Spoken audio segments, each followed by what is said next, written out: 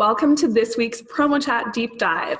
This week, we're really excited to have Roger Burnett from Social Good Promotions. Welcome, Roger. Hey, hey.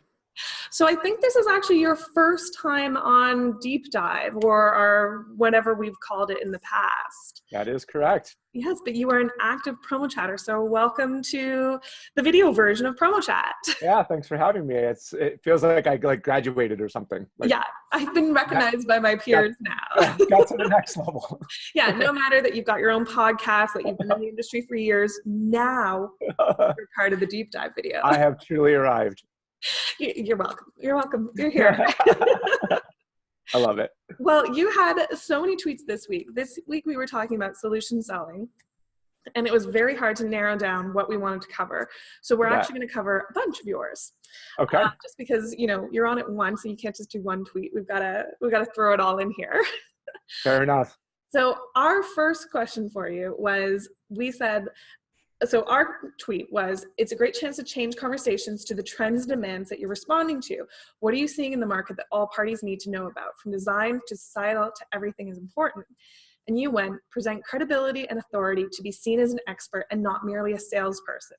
Sounds like these are the trends we see most effective in employee attraction for 21 to 29-year-old females versus, do you want to do some pens for the job fair? And then our other question was like, I mean, you're not doing these as direct answers. These are all part of threads, which was amazing because PromoChat was a conversation. It was a lot of fun. There was a lot of activity going on last week. It was really lively. It was a very lively chat. It was really fabulous. It was kind of one of those when you narrow it down, you're like, oh, I want to talk to everyone about this. Right, exactly.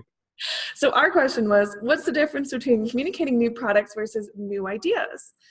And Way On Promotions actually went, it is a marketing idea that generates need for the promo product. BMW doesn't sell you a car, they sell you a need that you didn't know you needed.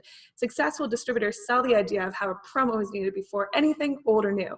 So Way On Promotions is probably going, well, I should be part of this deep dive as well. That was a good one. But we're pinning on your response, which was, it's not the products, it's what they're able to do when executed properly. Unfortunately, the buying side of the table doesn't accept our ability to educate because too few of us are able to be the teacher. Okay, there's a lot there. What do you want?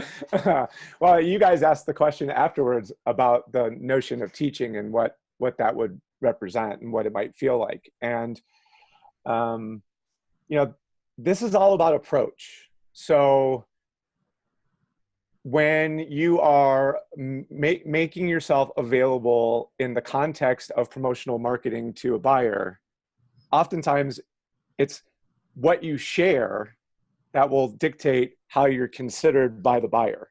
So and right, wrong, or indifferent, our industry has had this terrible affliction of being product focused, right? And when you start with product, you immediately begin the discussion of, it's a thing in my hands. And the first question anyone asks themselves if they have something in their hands is, how much does this cost? Yeah. Right? And if you start there, you immediately focus the conversation right in the place that you don't want to live. So by spending time in an education mode, you tend to, that's where you're going to add your value that the product then will underpin. But it's far more difficult to quantify what the value of that teaching is, both from I as the seller, how much value should I assign to the teaching that I'm giving, and also the buyer on the other side of the transaction. You know, there's no hard or fast dollar amount assigned to education when you're getting it from someone to know how to value it in return. So we have to hope as the distributors that that buyer will value our education in the price of the product that they pay. Yeah, right? But they see your value, that they see why should they go through you versus Amazon? Like, that's you being a teacher and you bringing your experience is your selling point, is your solution. Yep. And what Amazon can never do is explain to the buyer all of the ways that that product that they're about to buy could be most effectively used. So granted, they may be making that purchase on Amazon and it may even be the right thing for them to purchase, but they may not in execution use it to the best of its ability. And that's where our value to be able to explain how to best use that product to the end buyer is really where that, you know, that is absent unless somehow in the Amazon reviews, there's someone who's shown equal amounts of value. And Maybe wanting there's a lot to, in those reviews. yeah, but I mean, Here's my usually it's the question. color. The color is good. Yeah. So here's my question is, how do you make yourself a teacher? Like, how do you become a teacher in this way? Because I know there's clients out there who are very much of like, yeah, no, I just need pens. Just get me pens. Don't tell me like I need something to give away at a trade show. How do you turn your role into being a teacher where you say like, here's why you need it. Here's how you should sell it. And here's what you should do for it. Like, how do you do that without losing the buyer in some way? Yeah, it's funny. Oh gosh, I should pull this. I've written an article literally about this. It's called the Connection Continuum.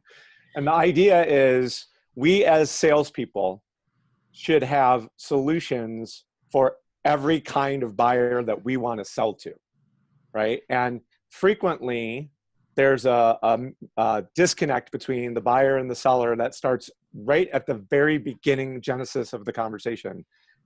I, as a really savvy, awesome, experienced salesperson, often come to a new encounter wanting to be transformative for you. I want to rock your world. I want to change everything that you do and make it be the best that it could possibly be. When in reality, the person on the other side of that transaction just wants to buy something. And if you're trying to be transformative when someone wants to buy something, the likelihood of you getting a sale is very small. So frequently, from the teaching perspective, to me, the notion is to be able to first start with an understanding of where that buyer is in that continuum and having a set of solutions already built for that person when you find them where they're at. So your questioning becomes much more about connecting with that person where they are on the continuum and then bringing all the solutions that you've already created based on your experience to that person in that space once you've figured it out. Because otherwise, if I'm trying to sell you a inventory solution with a web program and periodic releases for all of your employees, when in reality you just want to buy 100 shirts, the likelihood of us doing business with one another is probably pretty slim. Yeah, and that's where you're like, okay, you got to listen to your own client and what they want there. So, well, even just knowing that that's the place that you should start, right? Yeah.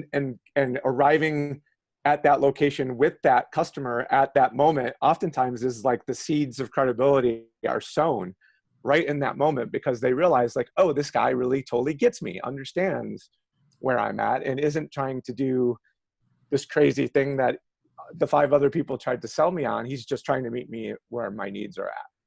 Mm-hmm. Because it's so important. It's like, I think, so this whole conversation of solution selling came from me being incredibly frustrated after doing enough tabletop shows where people are walking up and going, what's new? Mm-hmm. And if you don't know what I do entirely custom awards, like entirely, like from the bottom up. And so I'm like, well, have you worked with us before? If not, everything's new. So everything I do is new. Right. And so my rant came out of this thing of like, they should be asking me what's working, who's buying what, who's doing this. And that becomes like, if you're not pushing your client to dig deeper on the why of what they want, then you're also not, you're walking in and going, well, what's new? And it's like, okay, yeah, we launch all these new products, but I think Alva Broda was the one that said, like, we launch things from responding to trends. We launch things like looking to see what's moving, what markets are growing, and if you're not, and so just suppliers have that information. So if you're not going in and saying like, what's working, what are you responding to, it means that you're also not asking of your client, like, what's working for you? What do you need? Where are you going? What is this? So like the teaching happens on so many different sides here of like, not just listening to one side. In my career, one of the roles that I had was a director position where I was trying to convince salespeople that sold print to also sell promotional products. And it's a very interesting dichotomy so if I said to you, let's go get dinner, and you said, well, what kind of food do you want? And if the minute I respond with an answer, you're immediately going to think of a place that equates to like, if I said Italian food, you'd be like, oh, we should go to this Italian restaurant. It's fantastic. Chances are you wouldn't go to that same restaurant for a hamburger, even if the hamburger was fantastic. Because in your mind, you correlate Italian food and that restaurant, not a hamburger. Hamburger, you go someplace else for. Mm-hmm. So when we were trying to convince print people to sell promotional products, they were leery of it because it was a different language for them. And because they already had a solid base of print business in the account, it was sort of like, if I go and speak a different language, I might risk the business I already have, instead of seeing it from the perspective of, if I learn a new language, I'm going to get a whole new set of business from someone who already trusts me. So in much the same way, because promotional marketing is so vast in the amount of things that you could sell, oftentimes we get comfortable with just that part of promo that we're comfortable selling frequently. And we walk by all of this other stuff that the company is buying, including awards, for fear of not sounding like an expert in that space, right? And in reality, it's all just curiosity. It's all just asking your customer, like, hey, where do you get that from? Or, what's the backstory around this beautiful award that I see right here? And it's taking that extra step of just asking the question. Oftentimes that'll be the difference between you suddenly picking up award business that maybe you've been walking by all of this time. Oh yeah, because I hear all the time, oh, my clients don't do awards. I'm like, they do awards. They're just just doing it with someone else. Yeah, and you're just not looking. Yeah, but it's so true. That idea of language is that I think we get stuck in what we think everyone else is talking. Like, this is our language. This is what we understand. Well, we also have to think is like, our clients don't speak this language at all, but they're very fluent in their own language, like in their own industry, in their own short forms, like everything else. So how do we make sure that we are open and listening, or that when we're coming to them with the smartest of what we do, instead of like, I can get you pens, I can get you t-shirts. It's like, you're going, okay, well, you're doing this client hospitality suite, so you want to think of something that's not size related. You're doing this and this and this. And so, yeah, you want to come being able to speak their language, if not just kind of understand what makes yours so important. Agreed. And again, that's all, this coming back to being a teacher versus a salesperson, right? To trying to inform folks to establish your credibility so that you can be seen as an expert, so that when the time comes for someone to want expert advice, they're seeking you out for your opinion. Yeah, because you sell solutions. Try to, at least. And not just product. Yeah. Well, I came from sales training background that was focused on solution selling. So that's, I guess, why I was so eager to participate this week. You have some opinions and you want to share them on the internet. Agreed. Well, Roger, thank you so much for joining us this week for your first deep dive. Hopefully there'll be another one. Yeah. And thank you to Maple Ridge Farms for being our sponsor. And Roger, where can we find you on the internet?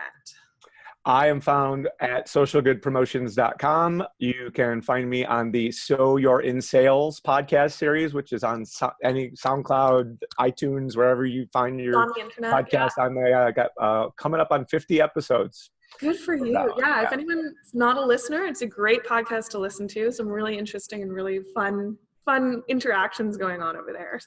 So, I appreciate it. Don't just listen to my podcast. You can listen to this one.